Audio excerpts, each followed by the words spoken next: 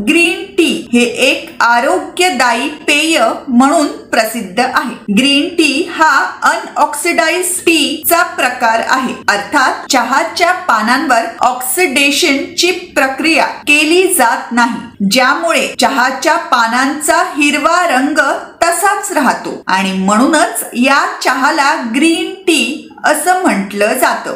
चहा बनवण्याच्या प्रक्रियेदरम्यान सर्वात प्रथम चहाच्या रोपांची लागवड केली जाते। या वनस्पतीची लागवड मुख्यतः त्याच्या पानांकरिता केली जाते, ज्यापासून चहा तयार होतो। चहाच्या पानांवर ज्या प्रकारची प्रक्रिया होते त्यानुसार त्यापासून तयार होणाऱ्या पावडरला रंग, सुगंध व चव मिळते। सामान्यतः चहा पावडर बनवण्याची पद्धत 4 स्टेप्सची आहे, ते म्हणजे विथरिंग, रोलिंग, ऑक्सिडेशन आणि ड्राइंग। ही प्रत्येक स्टेप चहाला फ्लेवर प्रोफाइल देण्यास मदत करते आणि ते कसं हे आता आपण जाणून घेऊया। मित्रांनो, चहाची पानं टी फॅक्टरी मध्ये आल्यावर प्रथम त्यांच्यावर विथरिंग ही प्रक्रिया केली जाते, ज्यामुळे त्यांच्यातील मॉइश्चर कंटेंट कमी होतं व ती नीट रोल होतात।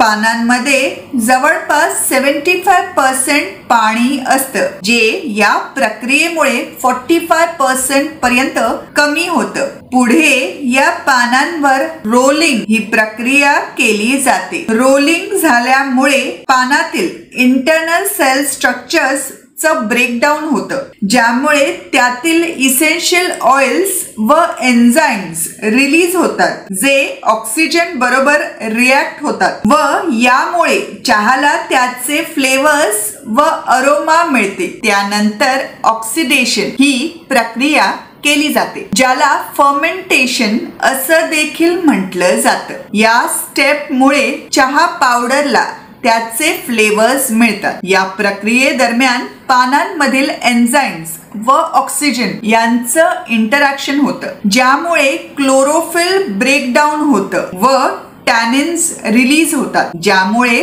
पानांना डार्क कलर मिळतो। मित्रांनो, ऑक्सिडेशनची प्रक्रिया टी मॅन्युफॅक्चरर्स द्वारे नियंत्रित केली जाते। या दरम्यान टेम्परेचर कंट्रोल देखील केलं जातं। ऑक्सिडेशन या प्रक्रियेची लांबी चहामधील विविध प्रकार व फ्लेवर्स करिता कारणीभूत असते। उदाहरणार्थ, green tea and white T या प्रकारांमध्ये ऑक्सिडेशन केलं जात नाही, ज्यामुळे त्यांचा रंग व व्हेजिटल फ्लेवर टिकून राहतं। ग्रीन टी ही नॉन ऑक्सिडाइज्ड टी आहे। कॅमेलिया सायनेन्सिस या झाडाच्या पानांची कापणी झाल्यावर त्वरित त्यांना पॅन फायरिंग व स्टीमिंग द्वारे ड्राय केलं जातं, ज्यामुळे त्यांचं ऑक्सिडेशन होत नाही व ऑक्सिडेशन न झाल्यामुळे चहाच्या या प्रकाराचा रंग हिरवा व व्हेजिटल फ्लेवर